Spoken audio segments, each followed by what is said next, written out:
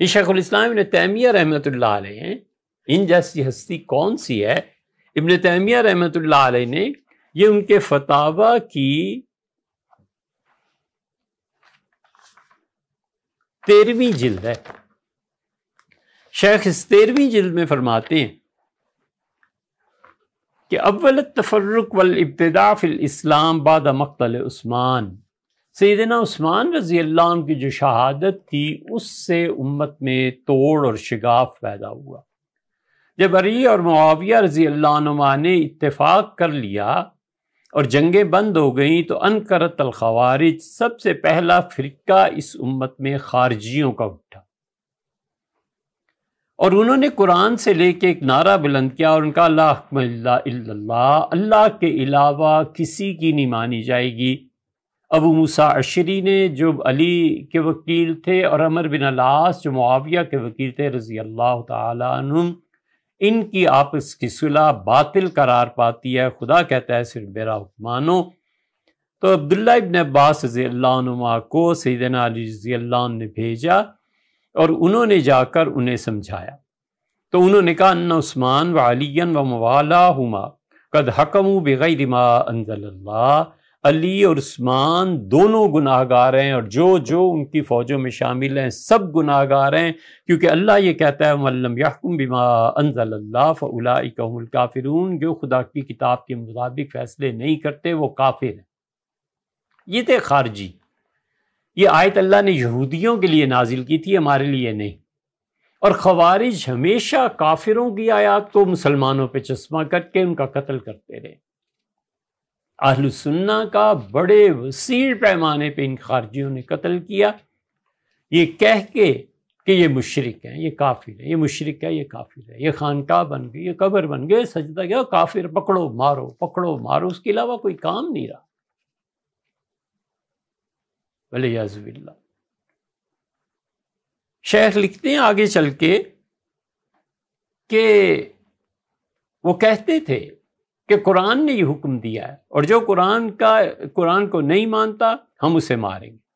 اب ازائہم، اور ان کے پیچھے جو دوسرا فرقہ آیا شیعہ، غلون فی الائمہ، وہ اپنے ائمہ میں بہت غالی تھے. ان کی تعریف شخصیت پرستی تھی نا. کوئی بھی شخص حضور اقدس صلی اللہ علیہ وسلم کے بعد کسی بھی شخص کے متعلق یہ عقیدہ رکھتا ہے کہ وہ کلیتاً پاک ہے اور اس سے غلطی ہو ہی نہیں سکتی، وہ آدمی اپنے آپ کو گمراہی میں ڈالتا ہے. ہر آدمی سے غلطی ہوتی ہے، علم کی مباحث ہوتی ہیں، دلائل کے ساتھ ہوتا ہے. وہ کسی شخص میں اتنا فنا ہو جائے کہ حضرت میرے تو اس کے غلطی ہو ہی نہیں سکتی، اس کا مطلب یہ ہے کہ جو حق اللہ کا ہے اور جو رسول صلی اللہ علیہ وسلم کا ہے تم اپنی گمراہی سے ایک شخص کو دے رہے ہو. تمہارے پاس محبت رہی کتنی گئی اوپر کے لیے. اسی لیے حضور صلی اللہ علیہ وسلم کو خطرہ تھا کہ میرے بعد ایسی صورت ہو سکتی ہے. تو وفات سے کچھ پہلے فرمایا کہ لوگو میں اللہ کا بندہ اور اس کا رسول ہوں، بس یہی کہا کرو کہ میں اللہ کا بندہ اور اس کا رسول علیہ الصلوۃ والسلام.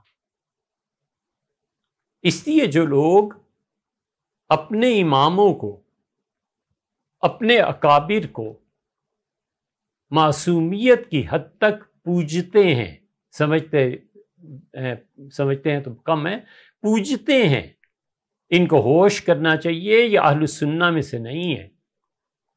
اہل السنہ کا صاف صاف عقیدہ ہے کہ حضرت رسالت مآب صلی اللہ علیہ وسلم آخری معصوم تھے.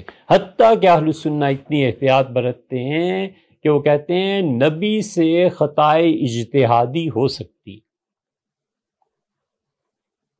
اہل السنہ اتنے کلیئر ہیں، وہ کہتے ہیں انبیاء علیہ السلام سے اجتہادی خطا، حضور اقدس صلی اللہ علیہ وسلم کے بدر کا قصہ اور فلاں فلاں فلاں، یہ سب فوات الرحموت میں حضرت مدراسی رحمۃ اللہ علیہ اتنے محتاط ہیں ہم عقیدے میں. اس لیے یہ جو اپنے ائمہ اور مذہبی قیادت کے لیے معصومیت لے کے پھر رہے ہوتے ہیں نا، انہیں پتہ نہیں ہوتا کہ تم یہ خدا اور رسول صلی اللہ علیہ وسلم ڈیزرو کرتے ہیں اس محبت کو، تم کرنے کیا چلے؟ ابن تیمیہ رحمۃ اللہ علیہ کہتے ہیں کہ ان خوارج کے بعد غلو فی الائمہ، انہوں نے اپنے اماموں کے مراتب کو بڑھانے کی خاطر مبالغہ کیا، وجعلوہم معصومین، اور انہوں نے کہا ہمارے 12 ائمہ سب کے سب معصوم ہیں، یعلمون کل شیء، کل علم اللہ نے انہیں عنایت فرما دی ہے۔ بڑی بدذوقی ہے اور بڑی جرت کی بات ہے حضور اقدس صلی اللہ علیہ وسلم کے علم پہ جب لوگ بحث کرتے ہیں نا، بڑی گھٹن ہوتی ہے، اللہ معاف کرے، ہم سن بھی نہیں پاتے اسے۔ حضور اقدس صلی اللہ علیہ وسلم جیسا علم اللہ نے کس کو دیا ہے؟ اوحیٰ الی عبدہ ما اوحیٰ، اس نے اپنے بندے کی طرف وحی کی جو اس نے کرنا چاہیے۔ وعلمک ما لم تکن تعلم، اے نبی صلی اللہ علیہ وسلم نے آپ کو اتنا علم دیا، اتنا دیا جو پہلے سے معلوم نہیں تھا۔ کیا ضرورت ہے ان چیزوں میں پڑھنے کی؟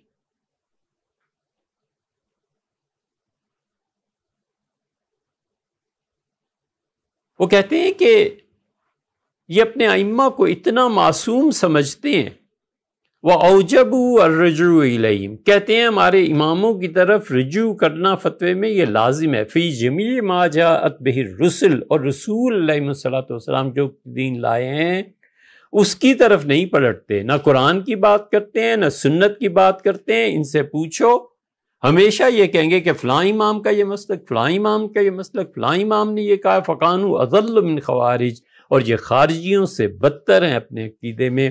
اولئک یرجعون الی القرآن وہو حق، اللہ کی کتاب کی طرف نہیں آئیں گے جو سچ ہے۔ اور ان کی گمراہی کی حد یہ ہے کہ یتمسکون بما ينقل لهم عن بعض الموتى، جو دنیا سے چلے گئے ائمہ وفات پا گئے، ان کے حوالے اور ان کے دلائل جو ان سے ثابت نہیں ہیں وہ دیتے ہیں۔ خارجی جو ہیں اکذب، لہذا کانو اکذب الطوائف، سارے فرقے جو اسلام کے ساتھ انتساب کرتے ہیں سب سے زیادہ جھوٹ بکنے والے یہ شیعہ ہیں۔ والخوارج صادقون فی حدیثہم من صح الحدیث، خارجی قتل کرتے تھے مسلمانوں کو لیکن حضور اقدس صلی اللہ علیہ وسلم پہ جھوٹ نہیں بولتے تھے۔ اور جہاں تک حدیث کا تعلق ہے، سب سے بدتر راوی ان میں وہ ہیں جو نبی کریم صلی اللہ علیہ وسلم پہ جھوٹ بولیں۔ اگر کوئی ان میں سے ہو اور حضور اقدس صلی اللہ علیہ وسلم پہ جھوٹ نہ بولے، اس کی روایت اہل سنہ لیتے ہیں، یہ یاد رہے۔ پھر آگے چل کے لکھتے ہیں کہ تارتن تفعلوا و تارتن یقولون، کبھی یہ کہتے ہیں کہ ہم خدا کی راہ میں جہاد کریں گے، یہ زیدیوں کو مخاطب فرمایا ہے، اور کبھی یہ کہتے ہیں کہ امام معصوم جب بھی دنیا میں آئے گا ہم جہاد کریں گے۔ اور ان کا حال یہ ہے کہ ملحدین اور باطنیوں کے پیچھے چلتے ہیں۔ یہ وہی باطنی، اسماعیلی، فاطمی، آغا خانی، یہ سب ایک ہی گروہ، مختلف نام ہے اس کے۔ مثل کرامتا، یہ کرامتیوں کے پیچھے چلنا چاہتے ہیں۔ الذین کانوا فی البحرین، جو بحرین میں تھے، وہم من اکفر الخلق، اللہ کی مخلوق میں جتنے اسلام سے اپنی نسبت جوڑتے ہیں سب سے بڑے کافر تھے۔ ومثل کرامت المغرب و مصر، مغرب میں کرامتیوں کی ایک جماعت تھی، مصر میں تھی۔ ہم کانوا یستترون بالتشیع، وہ ظاہر میں اپنے آپ کو کہتے تھے کہ ہم شیعہ ہیں، لیکن ان کی حقیقت یہ تھی کہ وہ شیعت میں بھی باطنی گروپ تھا۔ من المشرکین واہل الکتاب والمنافقین وہم من ابعد الناس عن القرآن والحدیث کما قد بسط ھذا فی مواضع، جیسے کہ میں اپنے فتاویٰ میں متعدد جگہ پہ یہ واضح کر چکا ہوں کہ قرآن و حدیث سے سب سے زیادہ دور یہ باطنی، کرامتی ہیں، فاطمی ہیں، اسماعیلی ہیں، آغا خانی۔ والمقصود ان النبی صلی اللہ علیہ وسلم قال، حضور اقدس صلی اللہ علیہ وسلم نے فرمایا تھا، انی تارکم فیکم ثقلین، میں دو بہت بڑی چیزیں امت میں چھوڑ کے جا رہا ہوں، اور فرمایا تھا اللہ کی کتاب۔ تو بجائے اس کے کہ اللہ کی کتاب کی طرف دعوت دیں اور قرآن کی بات کریں، اور آپ نے فرمایا تھا میرے اہل بیت کرام رضی اللہ عنہم، اور آپ نے فرمایا تھا میں تمہیں لوگوں نصیحت کرتا ہوں کہ میرے اہل بیت کرام رضی اللہ عنہ کا حق نہ بھولنا۔ نبی کریم صلی اللہ علیہ وسلم نے اہل بیت کرام رضی اللہ عنہ کو کہا تھا، یہ نہیں کہا تھا کہ 12 اماموں کے قائل ہو جانا۔ اور خارجیوں کو دیکھو، کم سے کم قرآن کی طرف تو دعوت دیتے، سنت کی مخالفت کرتے ہیں، لیکن یہ لوگ اس سے بڑھ گئے ہیں۔